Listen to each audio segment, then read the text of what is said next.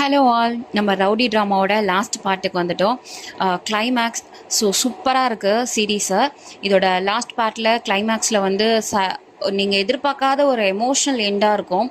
So through out இந்த வீடியோவை skip பண்ணாமல் ஃபுல்லாக கேளுங்க, ரொம்ப சூப்பராக இருக்கும். நீங்கள் இந்த எண்டிங்கை கேட்டிங்கனாலே திரும்ப பார்ட் ஒன்லேருந்து கண்டிப்பாக பார்ப்பீங்க. ஓகே, டைம் வேஸ்ட் பண்ணாமல் லாஸ்ட் பார்ட்டில் என்ன நடந்ததுன்னு பார்த்துலாம். நம்ம மெஹாக்கை கொல்றதுக்கு ஷிருவை அனுப்புகிறாங்க. ஆனால் ஷிருவால் மெஹாக்கை கொல்ல முடியல. அவன் அப்பாலஜிஸ் கேட்டுட்டு போகிற இடத்துல அவனை கொன்னுடுறாங்க. அது நம்ம ஹீரோக்கும் ஹீரோயினுக்கும் தெரியுது. அவங்க ரொம்பவே வருத்தப்படுறாங்க. அதுக்கப்புறம் நீதாவோட ஃபேமிலி சுச்சுவேஷன்ஸ்லேருந்து அவங்க கொஞ்சம் நீதா வந்து தன்னை மாற்றிக்கணும் அப்படின்னு ட்ரை பண்ணுறாங்க. அப்புறம் வந்து நீதாவோட ஹஸ்பண்டை தன்னோட பக்கத்தில் இழுத்துக்கலான்னு அண்ணியும் சோஃபியாவும் ட்ரை பண்ணுறாங்க. ஆனால் அவர் வந்து சம்ஷீருக்கு எதிராக இனிமேல் நான் எதுவும் செய்ய மாட்டேன் அப்படின்ற மாதிரி சொல்லிட்டு போயிடுறாரு.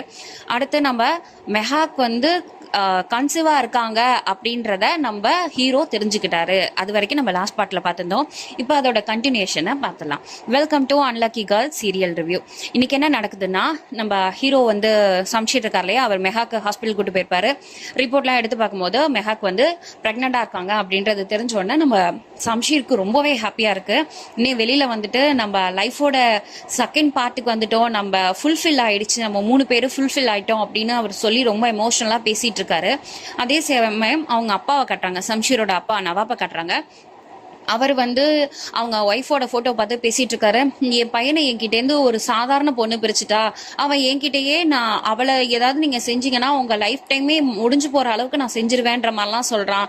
நான் அவனை ரொம்ப மிஸ் பண்ணுறேன், நான் ரொம்பவே அதிகமாக அவனை மிஸ் பண்ணுறேன், ஆனால் இது எல்லாத்துக்கும் காரணமாக இருந்த அந்த பொண்ணை மட்டும் விட மாட்டேன் அப்படின்னு சொல்லி பேசிகிட்டு இருக்க மாதிரி காட்டுறாங்க. அப்போது 2 ஆளுங்களை நம்ம நவாப் வந்து செட் பண்ணியிருக்கார். எதுக்குன்னா நம்ம மெஹாக்கை கொல்றதுக்கு. கரெக்டாக அவங்க கன்னோட ஹாஸ்பிட்டல் வாசல்ல வெயிட் பண்ணிட்டு இருக்காங்க. மெஹாக்கையும் சம்ஷீரையும் பார்த்த உடனே அதுல ஒருத்தன் வந்து இன்னொருத்தன்ட்ட சொல்றான், நீ வந்து கொல்ல வேண்டியது மெஹாக்கை தான், தப்பி தவறி கூட சம்ஷீர் எதுவும் பண்ணிடாத அப்படின்னு வார்ன் பண்ணி அனுப்புறான். அதே மாதிரி அவங்க அண்ணையும் வந்து பாயிண்ட் பண்றது மெஹாக்கு தான். மெஹாக் கிட்ட பேசிட்டு பைக் எடுக்கிறதுக்காக சம்ஷீர் போறாரு. மெஹாக் வேற இடத்துல நின்றுட்டு இருக்காங்க. அவங்கள பார்த்து சிரிச்சுக்கிட்டே ரொம்ப ஹாப்பியா போறாரு. சடனா திரும்பி பாக்குறாரு, கன்ல வந்து நம்ம மெஹாக்கை பார்த்துக்கிட்டு இருக்கதை அவர் பார்த்துடுறாரு. உடனே மெஹாக்னு கத்திக்கிட்டே ஓடுறாரு. கரெக்டா அந்த ஆள் வந்து ஷூட் பண்ணிடுறான். ஷூட் பண்ண உடனே நம்ம மெஹாக்கை கட்டி பிடிச்சிட்டு நம்ம சம்ஷீர் நின்றுடுவாரா, அதனால அவரோட முதுகுல அந்த குண்டு வந்து பட்டுடுது.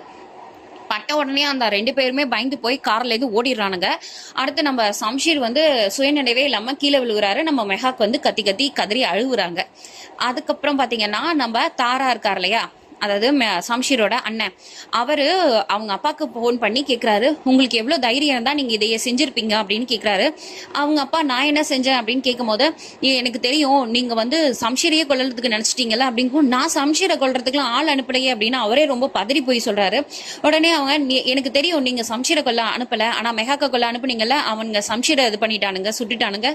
சம்ஷீர் வந்து இப்போ ரொம்ப சீரியஸான நிலைமையில ஹாஸ்பிட்டலில் இருக்கான் அப்படின்னு சொல்கிறாரு. சொல்லிட்டு கோவமா அண்ணன் வந்து கட் பண்ணிடுறாரு. அவங்க அப்பாவுக்கு என்ன பண்றதுனே தெரியல. தான் பையன் முன்னாடி பேசினதெல்லாம் நினைச்சு பாக்குறாரு. மெஹாக்க நீங்க கொல்லணும்னு நினைச்சீங்கன்னா உங்க லைஃப் டைம்ல நீங்க ஒரு பெரிய இழப்பை சந்திக்க நேரிடும்பா, நீங்க வந்து என்னையே அப்புறம் பார்க்க முடியாதுன்ற மாதிரிலாம் அவர் சொன்னதெல்லாம் நினைச்சு பார்த்து அவங்க அப்பா ரொம்ப உடஞ்சு போய் கீழே உட்காந்து அழுகுற ஆரம்பிச்சிடறாரு.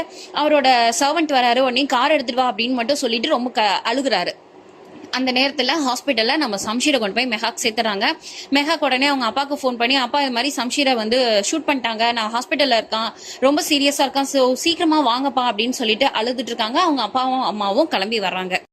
ஹாஸ்பிட்டலில் நம்ம மெஹாக் வெளியில் வெயிட் பண்ணிட்டு இருக்காங்க. ரொம்ப அழுதுகிட்டே இருக்காங்க. அப்போ கரெக்டாக தாரா வராரு. தாரா வந்தோடனே, எதுக்காக உங்கள் அப்பா இப்படி செஞ்சாரு, அவனுக்கு ஏதாவது ஒன்று ஆச்சுன்னா உங்கள் யாரையும் நான் சும்மா விட மாட்டேன் அப்படின்னு சொல்லிட்டு மெஹாக் வந்து அழுறாங்க. அந்த நேரத்தில் கரெக்டாக டாக்டர் வராரு. டாக்டர் கிட்ட என்னாச்சு, இப்போ எப்படி இருக்கான் அப்படின்னு தாரா கேட்குறாங்க. சார், அவர் கொஞ்சம் சீரியஸாக தான் இருக்காரு, புல்லட்டை நாங்கள் எடுத்துட்டோம், அதனால அவருக்கு பிளட் லாஸ் ரொம்ப ஜாஸ்தியாக இருக்கு, ஸோ நீங்கள் என் கூட கொஞ்சம் ரூம்க்கு வரைக்கும் வாங்க அப்படின்னு சொல்லி டாக்டர் வந்து தாராவை கூட்டிகிட்டு போயிட்டாங்க.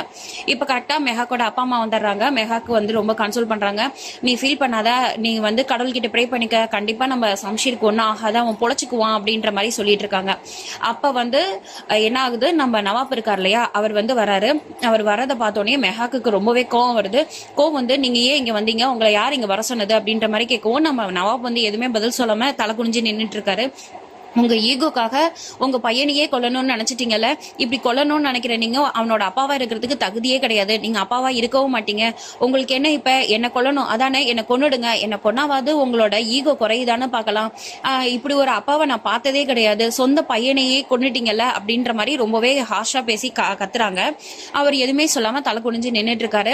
இப்ப என்னோட சம்ஷீருக்கு மட்டும் ஏதாவது ஒண்ணு ஆச்சுன்னா நீங்க எனக்கு மட்டும் பதில் சொல்ல வேண்டியதில்லை, என் பிள்ளைக்கும் சேர்த்து நீங்க பதில் சொல்லணும்னு கேட்கும்போது நம்ம நவாப் வந்து ஷாக்கா பாக்குறாரு. ஏன்னா அப்பதான் அவருக்கும் மெஹாக்கு வந்து பிரெக்னெண்டா இருக்காங்கன்றது தெரியுது. அதே மாதிரி மெஹாக்கோட அப்பா அம்மாக்கும் அப்பதான் தெரியுது மெஹாக்கு வந்து பிரெக்னெண்டா இருக்காங்கன்னு. மெஹாக்கோட அப்பா அம்மா வந்து ரொம்பவே ஃபீல் பண்ணி அழுகுறாங்க. பொண்ணு வந்து பிரெக்னெண்டா இருக்கா, இந்த நேரத்துல மாப்பிளைக்கு வந்து இப்படி ஆயிடுச்சு அப்படின்னு நினைச்சு அழுகுறாங்க. நீங்க அப்ப டாக்டர் வெளியில வந்து சார் அவருக்கு நாங்க ப்ராசஸ் முடிச்சிட்டோம், நீங்க வேணா உள்ள போய் பாருங்க அப்படின்ற மாதிரி சொல்றாங்க. நீ மெஹாக்கு வந்து உள்ள ஓடி போயிடுறாங்க அவங்க பாக்குறதுக்கு. அப்ப சம்ஷீரோட அப்பா நவாப் வந்து கேட்கிறாரு டாக்டர் கிட்ட, அவன் எப்படி இருக்கான், சம்ஷீர் நல்லா இருக்கானா, பொழைச்சுக்குவானா அப்படின்ற மாதிரி கேட்குறாங்க. நாங்கள் வந்து உங்களுக்கு ஃபால்ஸான ஒரு இதை சொல்கிறதுக்கு விரும்பலை, அவருக்கு ரொம்பவே சீரியஸாக இருக்காரு, பிளட் லாஸ் ரொம்ப அதிகமாக இருக்குது, எங்களால் முடிஞ்ச வரைக்கும் நாங்கள் பார்த்துருக்கோம், இதுக்கு மேலே ஆண்டவன் தான் எல்லாம் செய்யணும் அப்படின்ற மாதிரி அவங்க சொல்லிட்டு போயிடுறாங்க. உள்ளே போய் நம்ம சம்ஷீரும் மெஹாக்கும் பேசிக்கிறதுக்காக போறாங்க. நம்ம சம்ஷீருக்கு வந்து ஆக்சிஜன் மாஸ்க் கொடுத்துருக்காங்க. நம்ம மெஹாக்கு வந்து போனோடனே சம்ஷீர் அப்படின்னு கூப்பிடுறாங்க. அவருக்கு கொஞ்சம் கான்சியஸ் வருது. உடனே மாஸ்கை கழட்டிட்டு மெஹாக் அப்படின்னு கூப்பிடுறாரு. சம்ஷீர் உனக்கு எதுவும் ஆகாது, நீ ஃபீல் பண்ணாத, கண்டிப்பா நீ பொழைச்சிக்குவ அப்படின்ற மாதிரி அவங்க சொல்றாங்க. அவர் வந்து நான் உன்னை எத்தனையோ தடவை நான் லவ் பண்றேன்னு சொல்லியிருக்கேன், உனக்காக நான் என்னென்னமோலாம் பண்ணியிருக்கேன், நான் ஃபர்ஸ்ட் டேலேருந்து இந்த நாள் வரைக்கும் ஐ லவ் யூன்னு உங்ககிட்ட இது வரைக்கும் அத்தனை தடவை சொல்லியிருக்கேன், ஆனா நீ இன்ன வரைக்கும் எனக்கு ஒரு தடவை கூட சொன்னதில்லையே, எனக்கு ஒரே ஒரு தடவையாவது சொல்றியா அப்படின்னு கேட்குறாரு. அதை கேட்டோன்னே மெஹாக்கு ரொம்பவே ஃபீலிங் ஆகி அழ ஆரம்பிச்சிடறாங்க. அப்போ உடனே I love you so much அப்படின்ற மாதிரி சொல்றாங்க. இன்னும் ஒரு தடவை சொல்லு அப்படின்னு நம்ம சம்ஷீர் கேட்குறாரு. உடனே திரும்பவும் அவங்க வந்து நான் உன்னை காதலிக்கிறேன், ரொம்ப அதிகமாகவே காதலிக்கிறேன் அப்படின்னு சொல்றாங்க. அது வரைக்கும் அவங்க கையை வந்து டைட்டாக பிடிச்சிக்கிட்டு இருந்த நம்ம சம்ஷீரோட கை வந்து லைட்டாக லூஸ் ஆக ஆரம்பிக்குது. அவங்க செகண்ட் டைம் சொல்லும் போது அவரோட ஹார்ட் பீட் நின்றுடுது. அவ்வளோதாங்க, நம்ம சம்ஷீர் இறந்து போயிட்டாரு. இதை கேட்டோடனே மெஹாக்கால தாங்கிக்கவே முடியல. அவர் கை வந்து விட்டுட்டார் இல்லையா, அந்த அதே வந்து அவங்க அனலைஸ் பண்ணிட்டாங்க அவருக்கு ஏதோ ஆயிடுச்சுன்னு. உடனே டாக்டர்னு கூப்பிடுறாங்க. நம்ம சம்ஷீரை வந்து டாக்டர் எல்லாம் செக் பண்ணி பாக்குறாங்க. சாரி அவர் அவ்வளவுதான் இறந்துட்டாரு அப்படின்ற மாதிரி சொல்றாங்க. கரெக்டா அப்பதான் நம்ம நவாப்பும் உள்ள வராரு. உள்ள வந்து கேட்கும் போது சாரி அவர் இறந்துட்டாருன்ற வார்த்தையை கேட்டுட்டு அவர் ரொம்பவே உடஞ்சு போயிடுறாரு. அழுதுகிட்டே வெளியில போறாரு. வெளியில போனா தாரா என்னாச்சு அப்படின்னு கேக்குறாங்க. அவர் பதில் சொல்லாம அழுகுறாரு. அப்பவே தாராக்கு தெரிஞ்சு போயிடுச்சு தம்பி வந்து இறந்துட்டான்னு. அதை பார்த்துட்டு இருக்க நம்ம மெஹாக்கோட அப்பா அம்மா இருக்காங்க இல்லையா, அவங்க ரெண்டு பேரும் என் பொண்ணோட லைஃப் இப்படி ஆயிடுச்சுன்னு சொல்லி ரொம்பவே ஃபீல் பண்ணி அழ ஆரம்பிக்கிறாங்க. அவ்வளவுதான். இதோட வந்து நெக்ஸ்ட் டே கட்டுறாங்க. நெக்ஸ்ட் டே பாத்தீங்கன்னா நம்ம நவாப் வந்து அவரோட சொத்தை எல்லாத்தையும் ஏதோ பண்ணணும் அப்படின்னு சொல்லி உயில் எல்லாம் ரெடி பண்ணி வச்சுட்டு ப்ரெஸ் மீட்காக ரெடி பண்ணி வச்சிருக்காரு. அப்ப அவங்க பையன் பெரிய பையன் வராரு, தாரா வராரு. தாரா வந்த உடனே அப்பா நீங்க இந்த முடிவை எடுத்துட்டீங்களா, இதுல உங்களுக்கு எந்த சேஞ்சஸும் இல்லைல்ல அப்படின்ற மாதிரி கேட்கிறாரு. நவாப் பொண்ணே எனக்கு எந்த சேஞ்சஸும் இல்லை, இதான் என் முடிவு, நீ போ, நான் வந்து ப்ரெஸ் கான்ஃபரன்ஸ்ல எல்லாத்தையும் சொல்லிடுறேன் அப்படின்ற மாதிரி சொல்றாங்க. தாரா உடனே கிளம்பும் போது தாரா 1 minute அப்படின்னு சொல்லிட்டு கூப்பிட்டு கட்டி பிடிச்சி அவருக்கு முத்தம்லாம் கொடுக்குறாரு. இதோ லாஸ்டா அவரை பார்க்க போற மாதிரி ரொம்ப பார்த்துட்டு ரொம்ப ஆனந்தமா அவரை பார்த்துட்டு அவர் வந்து நீ போ நான் வரேன் அப்படின்ற மாதிரி சொல்லிட்டு உட்கார்ந்துடுறாரு. வெளியில போனா நம்ம அண்ணி இருக்கா இல்லையா, அவ தாரா நீ இன்னொரு தடவை இந்த டிசிஷனை அப்பா கிட்ட மாத்திக்க சொல்லி பேசு, இன்கேஸ் ஒன்னால பேச முடியலன்னா நான் வேணா எங்க அப்பா விட்டு பேச சொல்றேன் அப்படின்ற மாதிரி சொல்றா. அதுக்கு உடனே தாரா வந்து இல்ல ஆல்ரெடி உங்க அப்பா நிறைய தடவை அப்பா கிட்ட பேசிட்டாரு, பட் அப்பா வந்து அவரோட முடிவை மாத்திக்கிறதா இல்ல, இதுக்கப்புறம் நீ தலையிடாத அப்படின்ற மாதிரி சொல்றாங்க. உடனே நம்ம அணிகாரி சொல்றா, சம்ஷீர் இறந்து போனதுல எனக்கும் வருத்தம் இருக்கு, நீயும் அப்பாவும் எப்படி வருத்தப்படுறீங்களோ அதே அளவுக்கு நானும் வருத்தப்படுறேன், அதுக்காக இந்த மாதிரி ஒரு டிசிஷன் எடுத்துட்டோம்னா ஃபுல்லாவே லாஸ் ஆயிடும், நம்மளோட லைஃபே வந்து சேஞ்ச் ஆயிடும், அண்ட் உனக்கும் இதுல நிறைய லாஸ் இருக்கு தாரா, சோ இதை வந்து நீ செகண்ட் இதா எடுத்துக்கோ, நீ அகைன் போய் அப்பா கிட்ட பேசு அப்படின்ற மாதிரி சொல்றதும் நீ தாராக்கு வந்து கோவம் வந்தது. இதுக்கப்புறம் நீ எதுவும் பேச வேண்டாம், அப்பா முடிவெடுத்துட்டாரு, இந்த முடிவுல இருந்து அப்பாவும் மாறதா இல்ல நானும் மாறதா இல்ல, மேபி உனக்கு இதுல ஏதாவது லாஸ் இருக்குன்னு நீ நினைச்சினா எனக்கு எந்த பிரச்சனையும் இல்ல, நீ உங்க அப்பா வீட்டுக்கே போயிடு, உனக்கு என் கூட வந்து வாழணும்னு விருப்பம் இருந்தா மட்டும் வா அப்படின்னு மாதிரி சொல்லிட்டு அவர் போயிடாரு. இப்ப அன்னிக்காரிக்கு சொத்தும் போச்சு, சம்ஷீரும் போச்சு, வீட்டுல இருக்கிற எல்லாமே போச்சுன்ற ரொம்ப கோவத்துல நின்றுட்டு இருக்கா.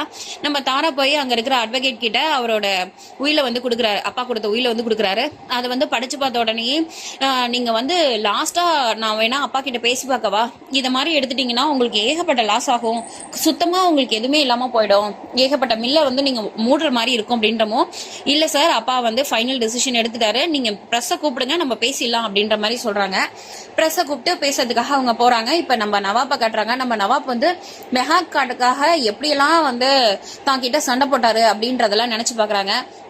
அப்புறம் மெஹாக் மேலேயும் சம்ஷீர் மேலேயும் தப்பு இல்லை, உங்க மேலதான் தப்புன்னு அவங்க ஒய்ஃப் சொன்னதையும் நினைச்சு பாக்குறாங்க.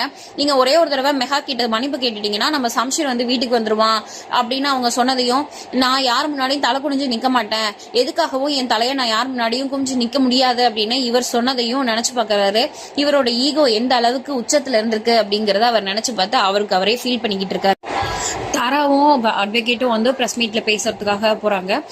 அட்வொகேட் வந்து இப்போ நான் நவாபோட அட்வொகேட், உங்களுக்கு அவர் கொடுத்த லாஸ்ட் இதை வந்து நான் சொல்லிடுறேன் அப்படின்ற மாதிரி சொல்லிட்டு, இது வரைக்கும் நான் சேர்த்த சொத்துக்கள் எல்லாத்தையும் நான் கோர்ட்லயே ஒப்படைக்கிறேன். ஏன்னா அதுல நான் நிறைய வந்து அடிதடி பண்ணி அடுத்தவங்கள்ட்ட இருந்து அபகரிச்சு இந்த மாதிரி நான் நிறைய சொத்துக்கள் சேர்த்திருக்கேன். அது எல்லாத்தையும் நான் கோர்ட்லயே ஒப்படைச்சிடுறேன். கோர்ட் வந்து நான் செஞ்ச இந்த தப்புக்கு எனக்கு என்ன தண்டனை கொடுக்கணுமோ அதையே கொடுக்கட்டும்.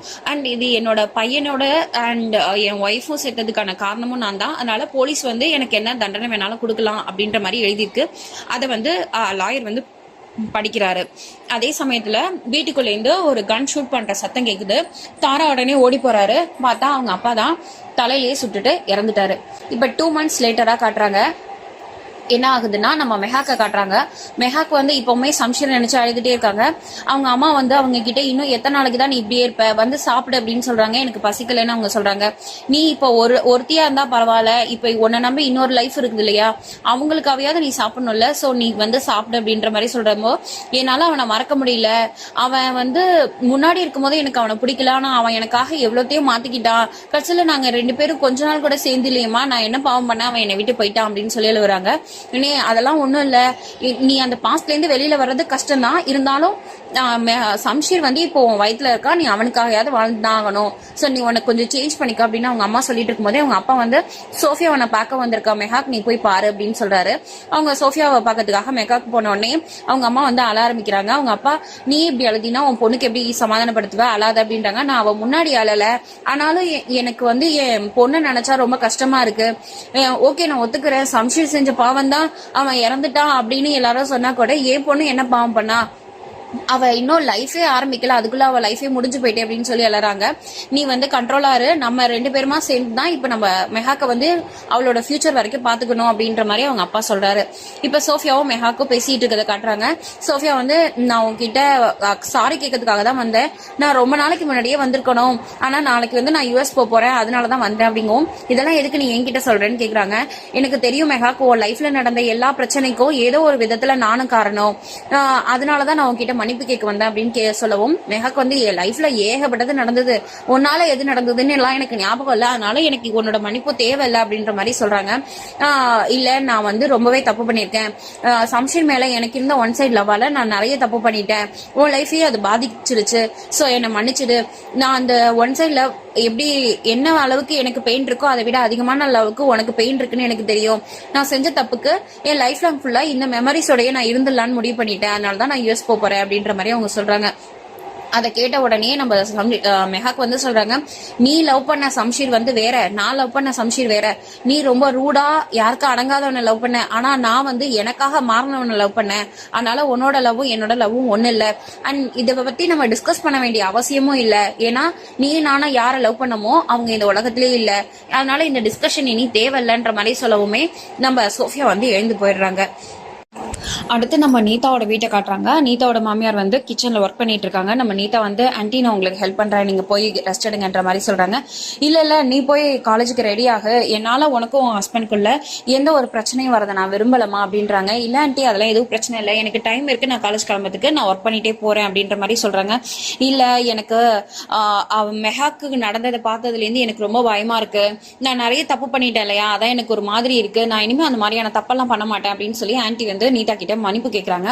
உடனே நீதா வந்து, ஆன்ட்டி நானும் உங்கள்கிட்ட நிறையவே தப்பு பண்ணிருக்கேன், எதிர்த்து பேசியிருக்கேன், சோ நீங்களும் என்ன மன்னிச்சிருங்க, நானும் கண்டிப்பா என்னோட லைஃபை வந்து சேஞ்ச் பண்ணிக்கணும்னு ஆசைப்படுறேன், நான் வந்து ஒரு ட்ரீம்லயே இருந்துட்டேன், அந்த ட்ரீம் தான் என் லைஃபா இருக்கணும்னு நான் நினைச்சேன், பட் ஃபியூச்சர் வந்து அப்படி இருக்காது, நமக்கு கண்டிப்பா அப்ஸ் அண்ட் டவுன்ஸ் இருக்கும், அது எல்லாத்தையும் நான் தாங்கி தான் வரணும், அதனால என்னையும் நீங்க மன்னிச்சிருங்க ஆன்ட்டி அப்படின்ற மாதிரி சொல்லிட்டு அவங்க வந்து ஒர்க் பண்ண ஸ்டார்ட் பண்றாங்க.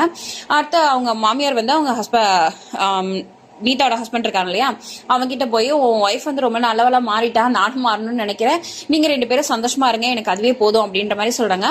நீதாவோட ஹஸ்பண்டும் நீதா கிட்ட வந்து பேசுறாங்க. அவங்க 2 பேருக்குள்ளேயும் இப்போ ஒரு நல்ல பாண்டிங் வந்துருச்சு. அடுத்து வந்து நம்ம மெஹாக்கும் அவங்க அப்பாவும் நம்ம நவாப்போட லாயரை பார்க்க போயிருக்காங்க. அப்போ வித் யோர் பெர்மிஷன் நான் வந்து நவாப் சார் எழுதின வில்ல வந்து படிக்கட்டுமா அப்படின்னு கேட்கவும் மெஹாக் வந்து படிங்க அப்படின்னு சொல்றாங்க. அப்ப அவர் வந்து அதுல ஒரு 2000 ஏக்கர் போல லேண்டு, 6 பங்களா, அப்புறம் 5 சுகர் மில்லு, அப்புறம் சம் அசட்ஸ், இது எல்லாத்தையும் என்னோட சன்னோட ஒய்ஃப் பேர்ல நான் எழுதி கொடுக்குறேன் அப்படின்ற மாதிரி அந்த வில்லுல வந்திருக்கு. அது வந்து லாயர் படிச்ச உடனே மெஹாக்கும் அவங்க அப்பாவும் ஷாக் ஆகுறாங்க. மெஹாக் உடனே நீங்க கரெக்டா தான் படிக்கிறீங்களா அப்படின்ற மாதிரி கேட்கறாங்க. இல்ல நான் கரெக்டா தான் படிக்கிறேங்க, பிகாஸ் இதெல்லாம் அவர் எழுதுறதுக்கான வாய்ப்பு இல்ல, அதனாலதான் கேட்கிறேன்னு மெஹாக் சொல்றாங்க. இல்லம்மா, அவரோட சுயநினைவோட அவர் எழுதி கொடுத்ததுதான், அவர் கான்சியஸோட தான் சைன் பண்ணியிருக்காரு. அண்ட் தாரா சார் இதை அகைன் ஒரு தடவை ரீசெக் பண்ணியிருக்காருமா, இது உனக்கான சொத்து தான் அப்படின்னு சொல்லவும் மெஹாக் வந்து எனக்கு இந்த சொத்து எதுவும் தேவையில்லை, இது எல்லாத்தையும் நான் சேரிட்டிக்கு கொடுத்துட்றேன் அப்படின்னு சொல்றாங்க. அவங்க அப்பா அந்த நேரத்துல ரொம்பவே ப்ரௌடா ஃபீல் பண்றாரு. ஏன்னா தான் இப்படி ஒரு நல்ல பொண்ணை வளர்த்திருக்கோம் அப்படின்னு நினைச்சு அவர் ரொம்பவே ஃபீல் பண்றாரு. இதை கேட்டுட்டு லாயர், நீங்க கன்ஃபார்மா சொல்றீங்களா இல்ல ஒன்ஸ் நீங்க வந்து உங்க வீட்டுல போய் பேசுறீங்களா அப்படின்னு கேட்கும்போது, இல்ல சார் எனக்கு இந்த சொத்து எதுவும் தேவையில்லை, நீங்க அது எல்லாத்தையும் சேரிட்டி கொடுத்துருங்க அப்படின்றாங்க. ஓகே, நான் இதுக்கான டாக்குமெண்ட்ஸ் எல்லாத்தையும் ரெடி பண்றேன், நீங்க வந்து சைன் போட்டு கொடுத்துருங்க அப்படின்னு சொல்லிட்டு லாயர் சொல்லிடுறாரு. உடனே மெஹாக்கும் நம்ம அவங்க அப்பா இருக்கா இல்லையா, 2 பேரும் வெளியில எழுந்து வராங்க. அவங்க அப்பா வந்து அவங்க தோலை தட்டி கொடுத்துட்டு வெரி குட் அப்படின்ற மாதிரி சொல்லி கூட்டிட்டு வராரு. இப்ப 2 வருஷத்துக்கு அப்புறம் என்ன நடக்குது அப்படின்னு காட்டுறாங்க. அதுல வந்து நம்ம மெஹாக்கு குழந்தை பிறந்துருது, பையனோட பேர் வந்து சம்ஷீர். நம்ம சம்ஷீரோட ஞாபகமா பையனுக்கும் சம்ஷீர்னே பேர் வச்சிருக்காங்க. அவருக்கு இன்னைக்கு பர்த்டே, இந்த 2nd பர்த்டே. அவங்க தாத்தா வராரு, அதான் நம்ம மெஹாக்கோட அப்பா வராரு. ஓகே, உனக்காக தான் எல்லாரும் வெளியில வெயிட் பண்றாங்க, வா பர்த்டே பாய், நம்ம போய் கேக் கட் பண்ணலாம் அப்படின்னு சொல்லி கூட்டிட்டு போறாங்க. அப்ப நம்ம சம்ஷீர் போட்டோக்கு அப்போ எதிர்த்த மாதிரி நின்றுட்டு மெஹாக் வந்து சொல்றாங்க, ஹாப்பி பர்த்டே சம்ஷீர், இன்னைக்கு உனக்கும் பர்த்டே தானே, உன் பையனுக்கும் உனக்கும் ஒரே நாளே பர்த்டே வருது, நான் அவனை உன் பேர் சொல்லிதான் கூப்பிட்டு இருக்கேன், நீ என்னை எப்பயுமே கேட்ப இல்லையா, எனக்கு ஒரே ஒரு தடவையாவது என்ன லவ் பண்றேன்னு சொல்லுன்னு, நான் இப்போ உன்னை டெய்லி லவ் பண்றேன்னு சொல்றேன், ஆனா அதை கேட்கறதுக்கு தான் நீ இல்ல, நான் உன்னை ரொம்பவே மிஸ் பண்ற சம்ஷீர் அப்படின்னு சொல்லிட்டு அழுதுட்டு நிக்கிறாங்க. அப்போ உடனே சொல்றாங்க, உன் பேரை வச்சதுனாலயும் என்னமோ தெரியல, அவனும் உன்ன மாதிரியே ரொம்ப ஷார்ட் டெம்பரா இருக்கான், ஆனா எனக்கு நம்பிக்கை இருக்கு, நான் வந்து அவனை நல்லா வளர்ப்பேன்னு, நீ ஒரு நாள் எனக்காக எப்படி மாறினியோ அதே மாதிரி அவன் நம்ம குழந்தையும் எனக்காக ஒரு நாள் கண்டிப்பா மாறுவான், நான் அவனை ஒரு நாளும் நல்ல பிள்ளையா வளர்க்கணும்னு ட்ரை பண்றேன், சோ நீ என் கூடவே இருந்து எனக்காக ஹெல்ப் பண்ண சம்ஷீர் அப்படின்ற மாதிரி கேட்டுட்டு அவரோட போட்டோவை பார்த்து அழுதுட்டே நிக்கிறாங்க. நான் உன்னை ரொம்ப மிஸ் பண்றேன் சம்ஷீர், என் லைஃப்ல வந்து உன்ன மாதிரியான ஒரு பர்சனை நான் பார்த்ததே இல்லை, இனிமே நான் பார்க்க மாட்டேன், நான் டெய்லி சொல்றேன் ஐ லவ் யூன்னு சொல்றேன், அதை நீ கேக்குறியா அப்படின்னு சொல்லிட்டு கண் கலங்கி நின்றுட்டு இருக்காங்க. அதோட வெளியில இருந்து யாரோ வா கேக் கட் பண்ணலாம் அப்படின்னு கூப்பிடுறாங்க. நம்ம சம்ஷீரோட குட்டி சம்ஷீரோட பர்த்டே பார்ட்டிக்கு நம்ம மெஹாக் வந்து போறாங்க. அவ்வளவுதாங்க, இந்த ஸ்டோரி இதோட முடியுது. ஒரு சின்ன ஈகோ, அவங்க அப்பாவோட ஈகோ தான் பையனையும் சாகடிச்சிடுச்சு, தான் ஒய்ஃபையும் சாகடிச்சிடுச்சு, கடைசியில அவரும் இறந்து போயிட்டாரு. சூப்பரான ஸ்டோரி, ஒரு ஹாப்பி எண்டிங் இல்லை, இது ஒரு சேட் எண்டிங்கோட இந்த ஸ்டோரி இதோட முடியுது. ஓகே பாய், நான் உங்களை அடுத்து வேற ஒரு டிராமாவோட சந்திக்கிறேன். பாய்.